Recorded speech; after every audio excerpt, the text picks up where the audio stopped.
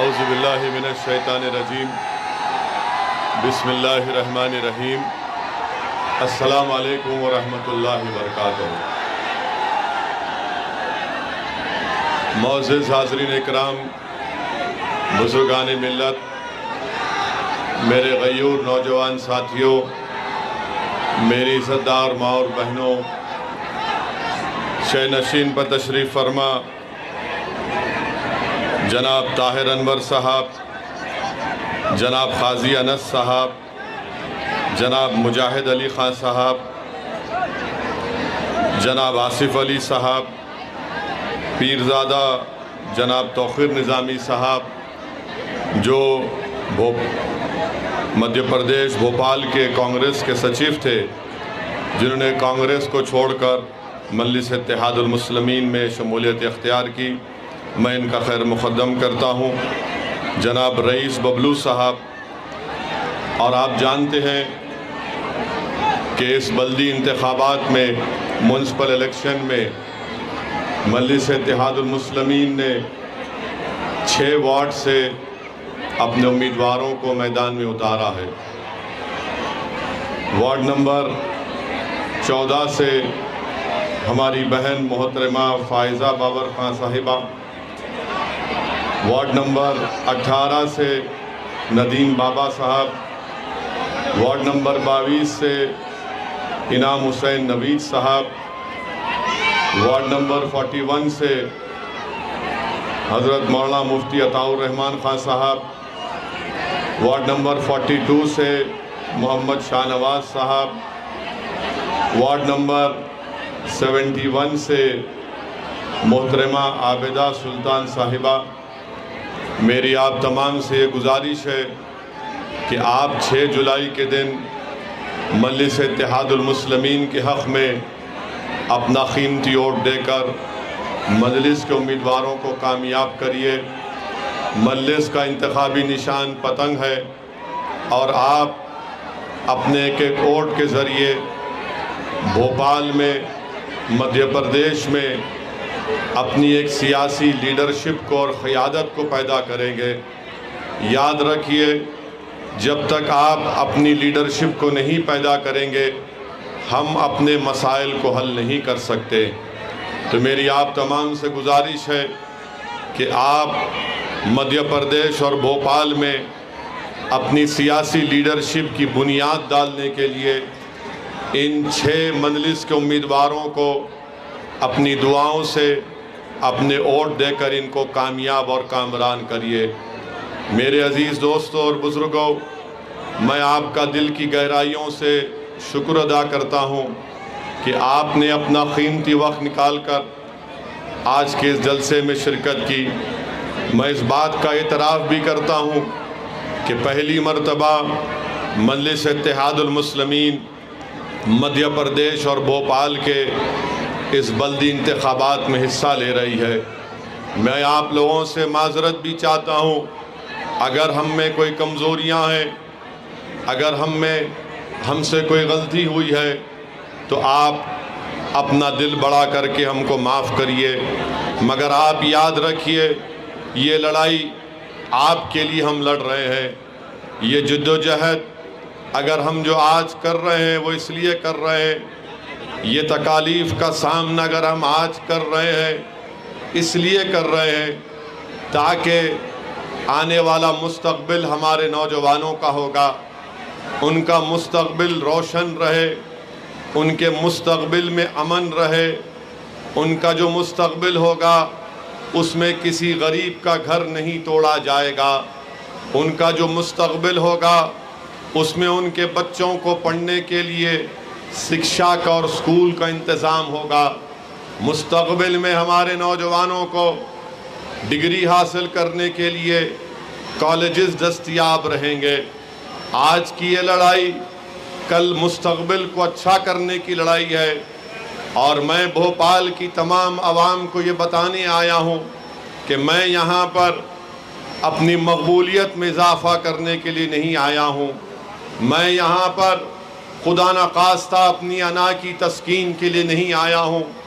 अल्लाह मेरे दिल का हाल जानता है मैं अगर यहाँ पर आया हूँ और भारत के कोने कोने में जाऊँगा तो मेरा मकसद एक ही है, मेरी पार्टी मजलिस इत्तेहादुल मुस्लिमीन का मकसद एक ही है कि भारत के संविधान को मजबूत किया जाए, भारत के संविधान में और भरोसे को कायम किया जाए।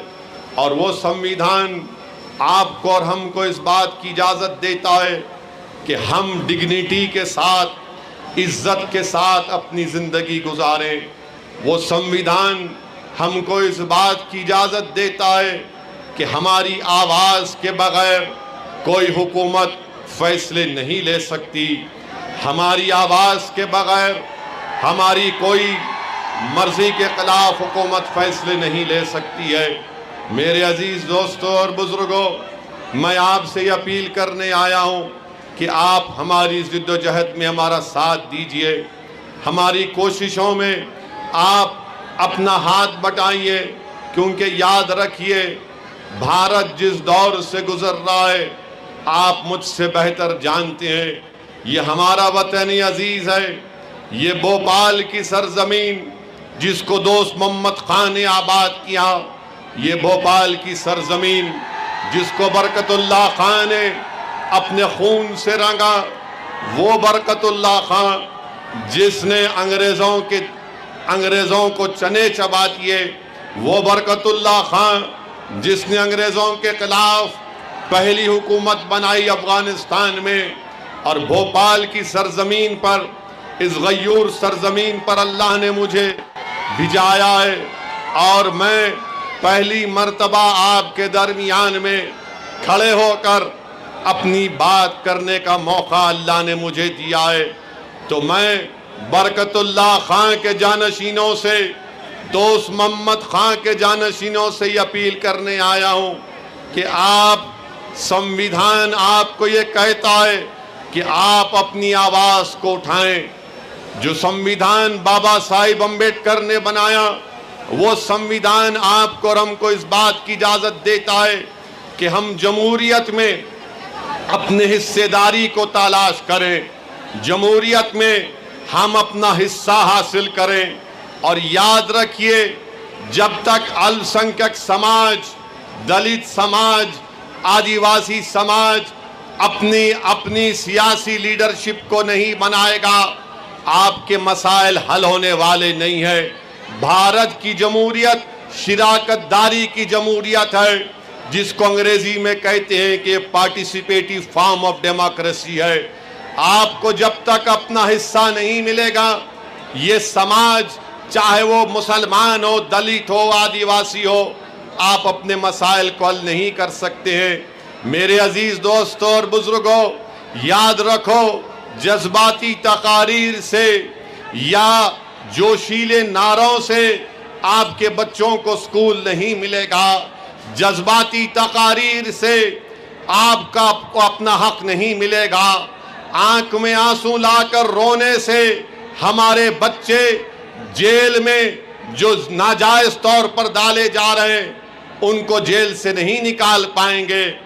अगर हम सिर्फ अपने हाथ को मसलते रहेंगे और परेशान और रोते रहेंगे कि मेरा घर तोड़ दिया गया है, सेंधवा और खरगोन में मुझको कोई बचाने नहीं आया, तो याद रखो नौजवानों, तुम इस दीवाने की बात अपने जहन नशीन कर लो कि तुम जब तक जमहूरियत में, सियासत में हिस्सा लेकर मजलिस के नुमाइंदे नहीं बनोगे, तुम अपने मसाइल को हल नहीं कर पाओगे। मैं तुमसे ये नहीं कह रहा हूं कि मेरे पास कोई जादू की छड़ी है और अगर तुम मजलिस के नुमाइंदे बन जाओगे तो मसाइल खत्म हो जाएंगे, नाइंसाफी खत्म हो जाएगी। मैं तुमसे ये वादा कर रहा हूं कि अगर आप निचली सतह से, जमीनी सतह से अपनी क़ियादत को बनाएंगे तो आप अपने लिए और आने वाले मुस्तकबिल के लिए आप अपने एक नेता को तैयार करेंगे,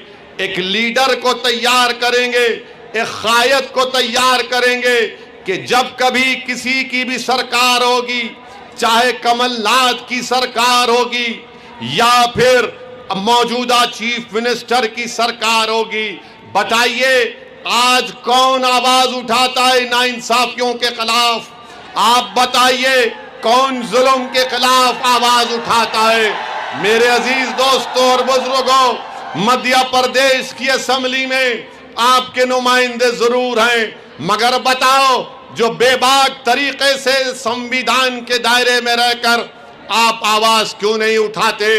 बल्कि मुझे याद आ रहा है कि कांग्रेस के जब मुख्यमंत्री कमलनाथ थे, उनका एक वीडियो आज भी है जिसमें मुसलमानों से मुखातिब होकर कमलनाथ कह रहे हैं कि आप लोग खामोश रहिए, कुछ मत बोलिए, खामोश रहिए।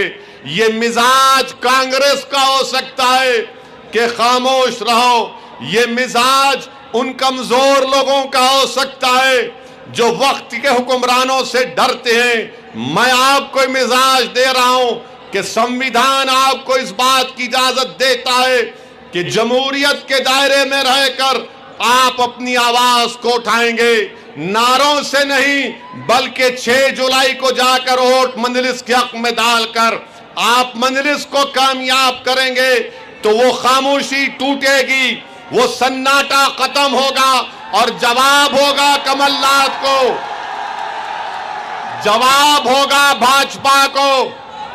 एक तरफ कांग्रेस हमसे कहती है कि खामोश हो जाओ, दूसरी तरफ भाजपा कहती है कि आवाज अगर उठाओगे तो घर तोड़ दिया जाएगा। मैं भोपाल की सरजमीन में बरकतुल्लाह खान के जानशीनों के दरमियान में खड़े होकर भाजपा और कांग्रेस को कह रहा हूं कि असदुद्दीन ओवैसी को अल्लाह जब तक जिंदा रखेगा मैं पुकारता रहूंगा और आवाज लगाऊंगा, क्योंकि भारत का संविधान मुझे और आपको सबको इजाजत देता है कि आप आवाज उठाएं। जमहूरियत के दायरे में रहकर हमको अपनी लड़ाई लड़ना है। मैं आपको ये नहीं कह रहा हूं कि तशद्दुद करो, बल्कि याद रखो तशद्दुद रास्ता नहीं है, वोट डालना और सियासी क़ियादत बनाना रास्ता है।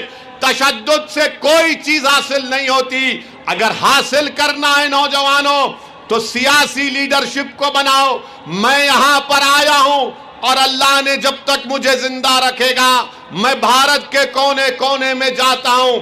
आज भोपाल को आया हूं, फिर आऊंगा, मगर मेरा मकसद क्या है कि तुम आज जो खड़े होकर ओवैसी का भाषण सुनकर नारे लगा रहे हो, कल तुम यहां खड़े होगे और जनता तुम्हारा नाम लेकर नारा लगाएगी। ये मेरा ख्वाब है।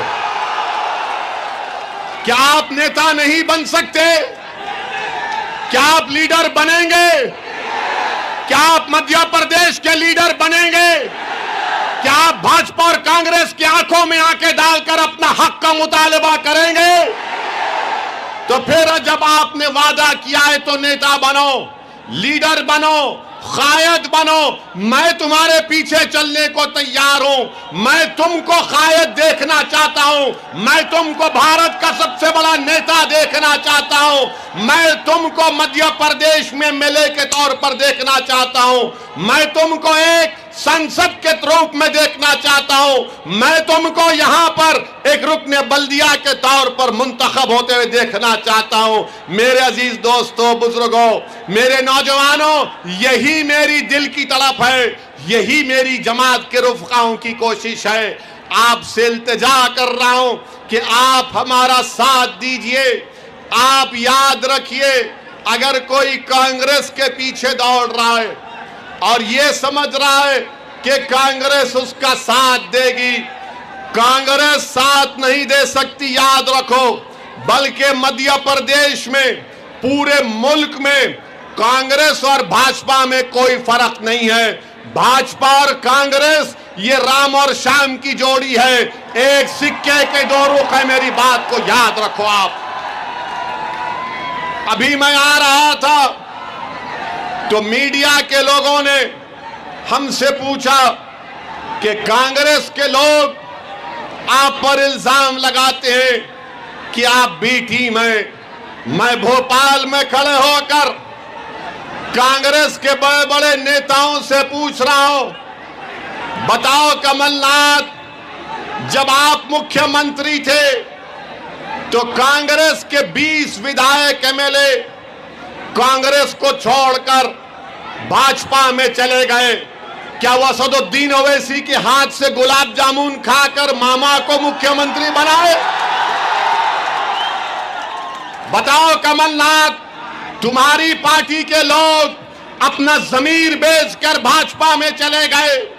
तुम्हारे कांग्रेस के एमएलए जिन्होंने विश्वासघात किया मध्य प्रदेश की जनता से और भाजपा में चले गए, मगर कांग्रेस में इतनी हिम्मत नहीं है कि मोदी पर, अमित शाह पर तनकीद करे तो उंगली उठाते हैं कि ओवैसी वोट काटने को आया है। अरे मैं काटने नहीं आया हूं। सुन लो भोपाल की जनता, सुन लो भाजपा कांग्रेसियों, मैं काटने नहीं, मैं अपना हक लेने आया हूं। मैं काटने नहीं, जोड़ने आया हूं। मेरे अजीज दोस्तों और बुजुर्गों, कांग्रेस के 20 विधायक चले गए और फिर सिंधिया चले गए और मंत्री बन गए। इसका जिम्मेदार कौन है बताओ कमलनाथ? आज कांग्रेस के लोग मंजलिस के उम्मीदवारों के वार्ड में जाकर कहते हैं कि मंजलिस इत्तेहादुल मुस्लिमीन का साथ मत दो, ओवैसी ये है, ओवैसी फुला है। अरे मेरी कोई हैसियत नहीं है। मैं दुनिया में जब तक रहूंगा जब तक अल्लाह मुझे चाहेगा। मेरे अजीज दोस्तों और बुजुर्गों, मैं फिर से कह रहा हूं कि आपको हालात को तब्दील करना है। और हालात कैसे तब्दील होंगे? आप जानते हैं मेरे अजीज दोस्तों और बुजुर्गों कि मध्य प्रदेश में लिटरेसी रेट अगर कम है तो मुसलमानों का है। बताओ भाजपा के लोग जो सबका साथ, सबका विश्वास, सबका विकास की बात करते हैं, आपने मध्य प्रदेश में मुसलमानों को, अल्पसंख्यक समाज को तालीम याफ्ता करने के लिए आपने क्या इंतजाम किया? तो भाजपा के तरफ से आवाज आएगी, ओवैसी हमने स्कूल नहीं खोला मगर घर तोड़ दिया बुलडोजर से हमने। और आप जानते हैं कि मध्य प्रदेश में पहली क्लास से 12वीं क्लास तक 1.62 करोड़, 1 करोड़ 60 लाख के करीब इन तमाम में बच्चे इल्म हासिल कर रहे पहली और 12वीं जमात के दरमियान में। इसमें मुसलमान कितने हैं बताओ? भाजपा आप सत्ता में है, इसमें मुसलमानों का परसेंटेज 4.65 है, 4.65 है। बताइए देश के प्रधानमंत्री, क्या ये सबका साथ, सबका विश्वास, सबका विकास है? आपके वादे झूठे हैं भाजपा के। बल्कि यूडीआईएससी की रिपोर्ट है 2019 और 20 की, जिसमें क्या कहा गया कि प्राइमरी लेवल में मुसलमान 5%, अपर प्राइमरी में 4.78%, सेकेंडरी लेवल में 3%, हायर सेकेंडरी में 3.44%।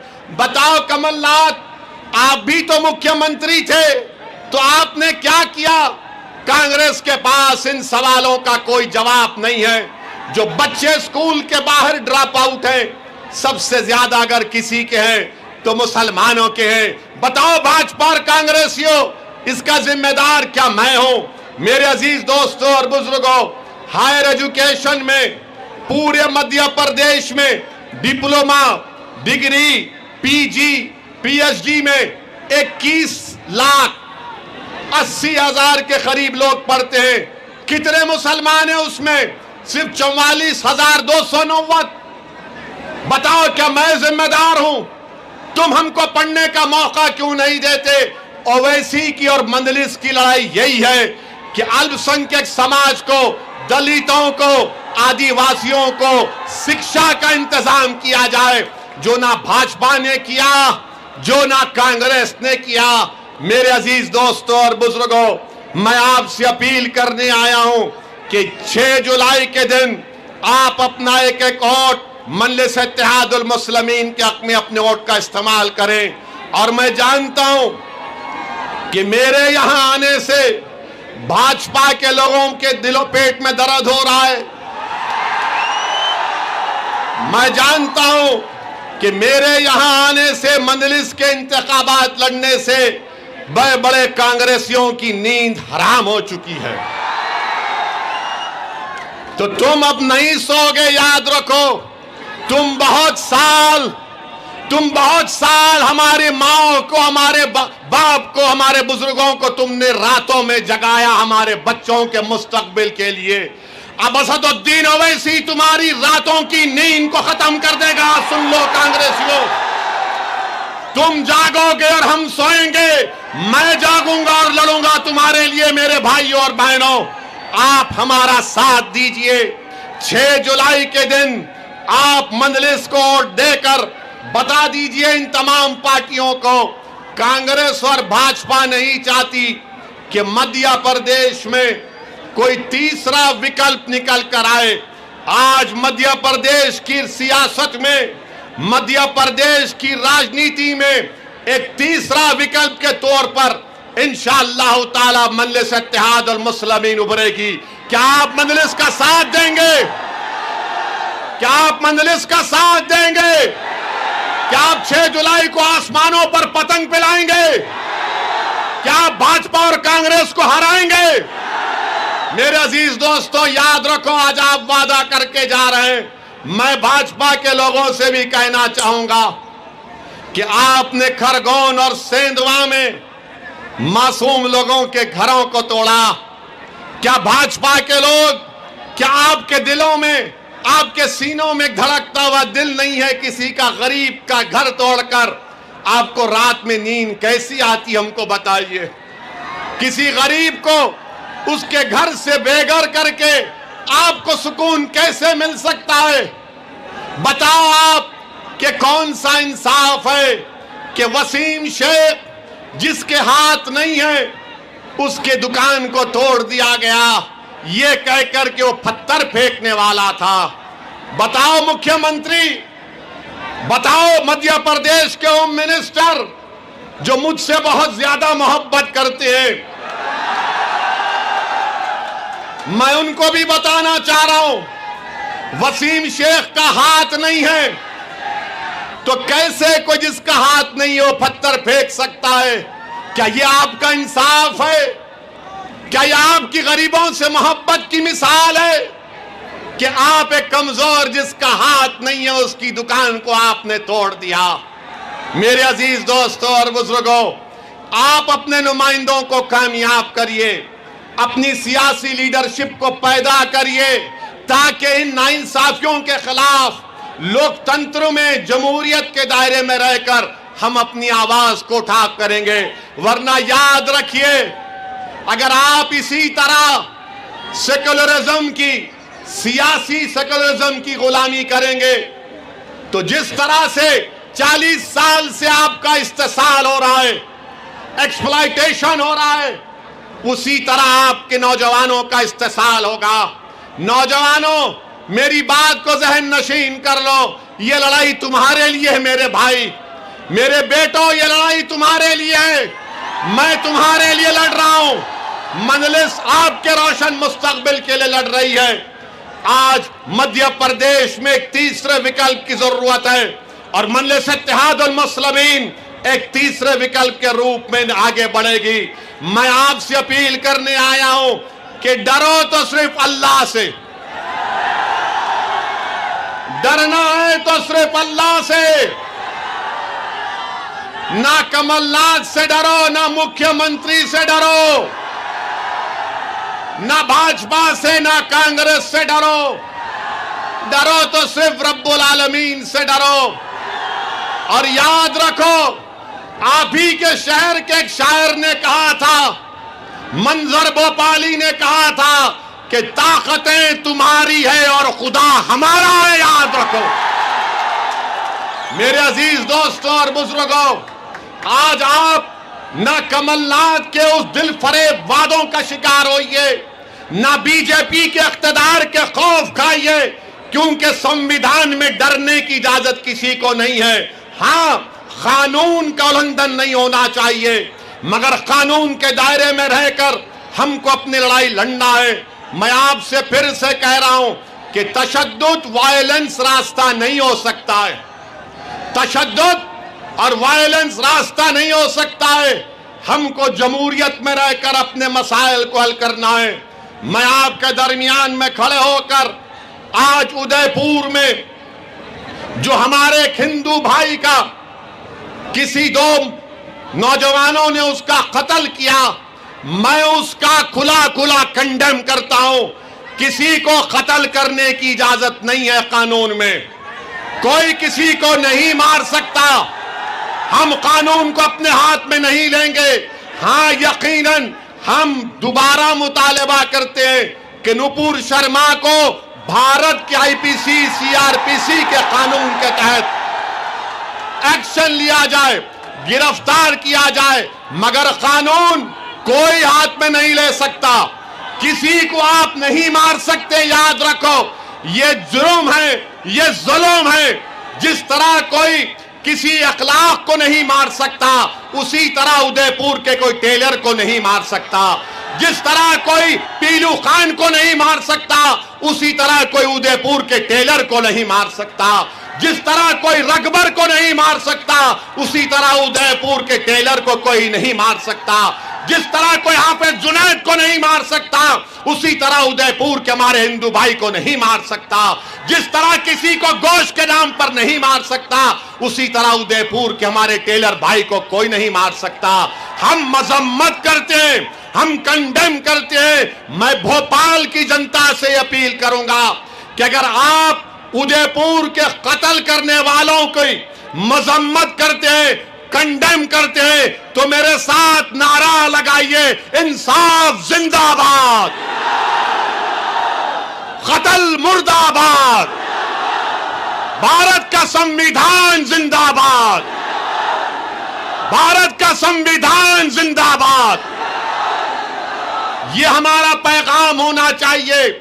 मैं मीडिया के लिए नहीं कह रहा हूं, बहैसियत एक भारत के अव्वल दर्जे के शहरी के कह रहा हूं कि हम तशद्दुद को कभी नहीं मानते। वायलेंस की कोई जगह नहीं है। जिन्होंने हरकत की, वो गलत हरकत की, वो कंडेमनेबल है, हम उसकी मजम्मत करते हैं। बल्कि हम राजस्थान की सरकार से मुतालबा करते हैं कि उनके खिलाफ जो भारत का आईपीसी, सीआरपीसी है, उसके खिलाफ सख्त एक्शन लिया जाए। और मेरे अजीज दोस्तों और बुजुर्गों, याद रखो मेरी इस बात से, अगर हम अल्लाह के रसूल सल्लल्लाहु अलैहि वसल्लम के उम्मती हैं, उनके गुलाम हैं, तो उम्मीद मत तोड़ो नौजवानों, उम्मीद मत छोड़ो, उम्मीद को अपने हाथ से जाने मत दो। याद रखो, उम्मीद मर्द मोमिन है खुदा के राजदानों में। उम्मीद को कभी मत छोड़ो, उम्मीद को जिंदा रखो। अल्लाह के सामने हाथ फैलाकर गिड़गिड़ाकर दुआ करते रहो, अल्लाह की रहमत जोश में आएगी। और तुम ये समझो मेरी इस बात को, ये जो बादल हैं जुल्म के, नाइंसाफी के, इंशाअल्लाह ये हटेंगे जरूर इंशाअल्लाह ताला। मगर याद रखो, आपको आगे बढ़ना पड़ेगा। जमहूरियत में, लोकतंत्र में आपको नेता बनना पड़ेगा, और नेता बन के आपको अपनी पार्टी मजलिस इत्तेहादुल मुस्लिमीन को मजबूत करना पड़ेगा। आप अपने वोट से कामयाब करो अपनी पार्टी को। मैं जानता हूं कि मेरे यहां से आज जाने के बाद कल सुबह से रात भर कांग्रेसी नहीं सोएगा आप। मगर आप एक बात तो मानते हैं ना कि ओवैसी के आने से ये कांग्रेसी तुम्हारे घर को आया नहीं आया? आते हैं ना, अब तो आते हैं ना, आके बोलते हैं देखो भाई हमको मत भूलो। पहले आते थे, पहले नहीं आते थे, क्योंकि उनको मालूम था ये कहां जाएगा हमारे को छोड़कर। कांग्रेसियों याद रखो, ये दीवाना आ चुका है, अब दीवानगी पैदा करेंगे इंशाअल्लाह ताला। ये कांग्रेस के लोगों से कुछ नहीं होता। ये बीजेपी को मुकाबला नहीं कर सकते, ये मोदी से मुकाबला नहीं कर सकते, बल्कि ये मोदी से मिले हुए हैं, याद रखो। ये मोदी से मिले हुए हैं, इनका अंदर का रिश्ता है बीजेपी से। बाहर मामा और कमलनाथ अलग अलग है, मगर अंदर दोनों मामा मामा बोलते एक दूसरे को। तो मेरी आपसे अपील है कि 6 जुलाई को पतंग को वोट देंगे। 6 जुलाई को मंजलिस के हर वार्ड में मंजलिस को कामयाब करेंगे। आप कोई आप कांग्रेसी की बात में तो नहीं आएंगे।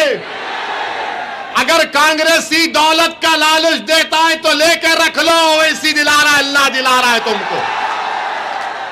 ये देंगे लालच आपको। बहुत कमाया उन्होंने, लूटा उन्होंने, गरीबों का खून चूसा है, मगर मजलूमों का साथ नहीं दिया कांग्रेसियों ने। आज हम आपसे अपील कर रहे हैं कि जमहूरियत को मजबूत करिए, लोकतंत्र को मजबूत करिए और आप लीडर बनिए, नेता बनिए। मेरी जिंदगी का, किसी की जिंदगी का भरोसा नहीं है। मुझ पर, मेरी गाड़ी पर 6 गोलियां तो चल चुकी हैं। मुझे अपनी जिंदगी की हरगिज परवाह नहीं है, अल्लाह जानता है।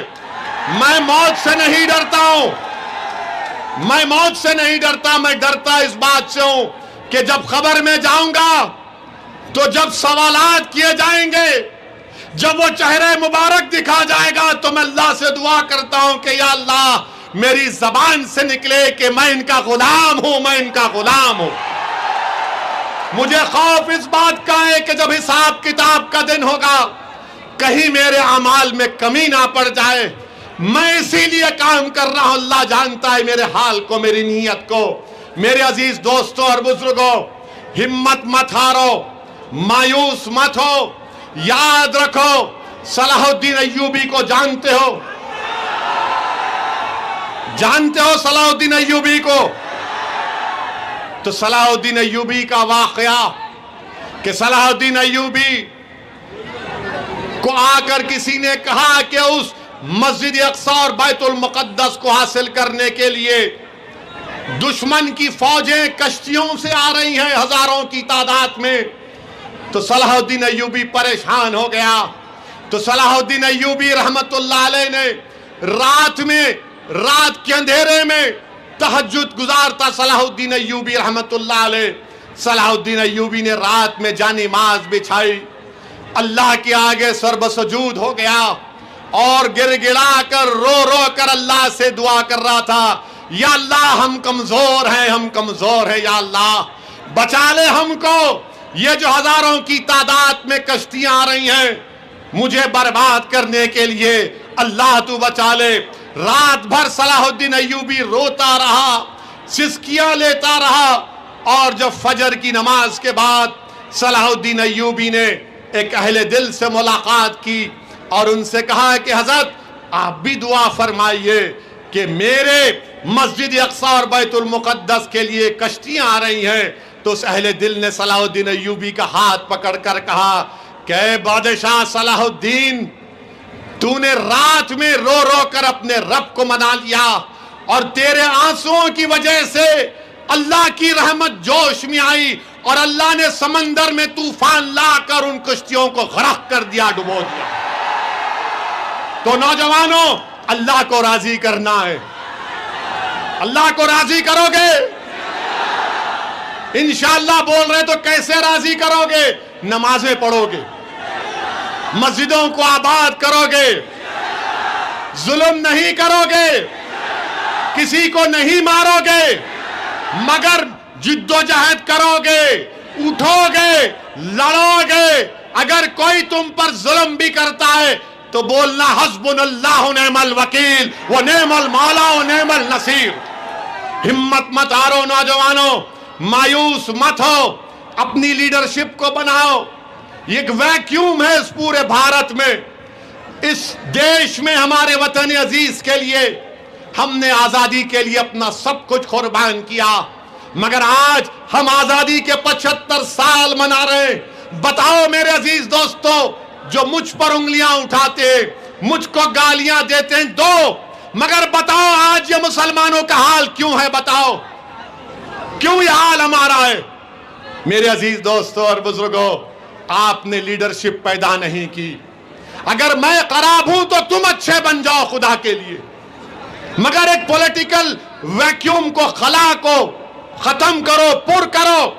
ये देश के लिए अच्छा है, भारत के लिए अच्छा है जब मुसलमानों की एक लीडरशिप होगी। जब लीडरशिप होगी तो वो लोगों को समझाएगी कि ये रास्ता नहीं, ये रास्ते पर चलो। इसीलिए आपसे अपील कर रहा हूं कि आप मेरे इस पैगाम को समझो। जो लोग आकर आपसे कहेंगे कि ओवैसी वोट काटने आया है, ओवैसी फुला बी टीम है, उनकी बात का हरगिज यकीन मत करिए। उनसे एक ही सवाल करिए कि 20 तुम्हारे एमएलए मोदी के गोद में बैठकर चाय क्यों पिए? उनसे पूछिए कि सिंधिया आज मोदी मोदी क्यों कर रहे हैं? इनसे पूछिए कि महाराष्ट्र में शिवसेना के एमएलए भाग गए बीजेपी के पास, तो क्या ओवैसी जिम्मेदार है? महाराष्ट्र की हुकूमत आज कमजोर पड़ गई, मैं जिम्मेदार हूं उसका। अब तो ऐसा हाल हो गया कि अगर किसी कांग्रेसी के घर में सुबह में अगर भैंस दूध नहीं बोलेगी तो बोलेगा कल भोपाल में इसका भाषण हुआ था, भैंस दूध देने से इनकार कर गई। कल सुबह में मुर्गा बांग नहीं देगा 4 बजे तो कांग्रेसी बोलेगा अरे मुर्गा ने ओवैसी का भाषण सुन लिया। मेरे अजीज दोस्तों और बुजुर्गों, मेरी आपसे अदबन गुजारिश है कि आप अपनी सियासी ताकत को मजबूत करिए और हम पूरी ताकत के साथ एक दूसरे का, बल्कि वतन को मजबूत करना है। मेरे अजीज दोस्तों, नौजवानों, अपने हिम्मत और हौसले को बुलंद रखो, मजलिस को मजबूत करो, वोट डालो, नुमाइंदों को कामयाब करो। एक सियासी सफर का आगाज मैं अल्लाह की जात पर हम सब लोग तवक्कल करके आपके भरोसे पर मध्य प्रदेश में अपने सियासी सफर का आगाज कर रहे हैं। मेरी आपसे गुजारिश है कि आप इसमें साथ दीजिए। नौजवानों जिनकी उम्र 20-22 साल है, तुम जब से पैदा हुए तुम भाजपा की सरकार देख रहे हो। मैं तुमसे वादा कर रहा हूं कि तुम मजलिस का साथ दो। तुम देखोगे कि आने वाले सालों में भाजपा मध्य प्रदेश में सत्ता में नहीं रहेगी इंशाअल्लाह ताला। क्या आप ये काम करेंगे? क्या आप मजलिस का साथ देंगे? सिर्फ अल्लाह से डरो, ना कमलनाथ से, ना मामा से। आजकल मामा बुलडोजर हो गए। आजकल भूल गए वो ईद के दिन जो टोपी पहन के आते थे, क्योंकि मामा को डर लग गया कि ये होम मिनिस्टर मेरी कुर्सी पे नजर लगा के बैठा है। तो खैर लड़िए, हमको एतराज नहीं है, मगर हमको अपनी पार्टी को मजबूत करना है।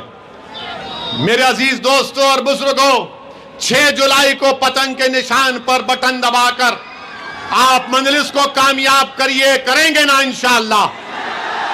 अगर कोई कमजोरियां हैं तो मैं आपसे माजरत चाहता हूं, हमको माफ कर दीजिए। पहली मर्तबा लड़ रहे हैं, बहुत से नौजवान हैं जिनको सियासी हरबे नहीं आते, बल्कि इनकी नीयतों में इखलास है, इनकी नीयतें साफ हैं, वो गरीब और मजलूमों के लिए लड़ना चाहते हैं। इसीलिए आपसे अपील कर रहे हैं कि आप इन तमाम का साथ दीजिए, मजलिस को कामयाब करिए और आप अपनी जमात के 6 लोगों को कामयाब करेंगे तो कांग्रेसी बोलेगा अरे ये 6 जीत गए तो क्या होगा? तो उनसे कहिए भारत की पार्लियामेंट में हमारे 2 दीवाने हैं। 540 की ऐवान में 2 दीवानों में से अगर एक शेरवानी खड़े हो जाता तो सबको परेशानी शुरू हो जाती है। ये मिजाज पैदा करना है और हम इंशाअल्लाह ताला अल्लाह जरूर असदुद्दीन ओवैसी से ज्यादा काबिल, नेक, तकवा, परहेजगार लोगों को आपकी क़ियादत करने का मौका देगा। मगर आपको बनना है मेरे भाई, कोई आसमान से नेता नहीं आने वाला है। कोई जमीन से निकल कर नहीं आने वाला है। आपको नेता बनना है, नौजवानों तुमको लीडर बनना है, ताकि आने वाले 10-15 साल में असदुद्दीन ओवैसी जब बूढ़ा हो जाएगा, अगर जिंदा रहेगा, तो मैं देखूंगा कि तुम उस नौजवान का नाम लेकर कह रहे हो कि ये हमारी ताकत है, ये हमारी भारत के लोकतंत्र में उम्मीद है। तो मेरे अजीज दोस्तों और बुजुर्गों, मेरी आप तमाम से गुजारिश है कि 6 जुलाई को पतंग के निशान पर वोट दीजिए और मेरे साथ नारा लगाइए, भारत भारत, मजलिस इत्तेहादुल मुस्लिमीन, मजलिस इत्तेहादुल मुस्लिमीन, नारे तकबीर, नारे तकबीर। अस्सलाम वालेकुम व रहमतुल्लाहि व बरकातहू।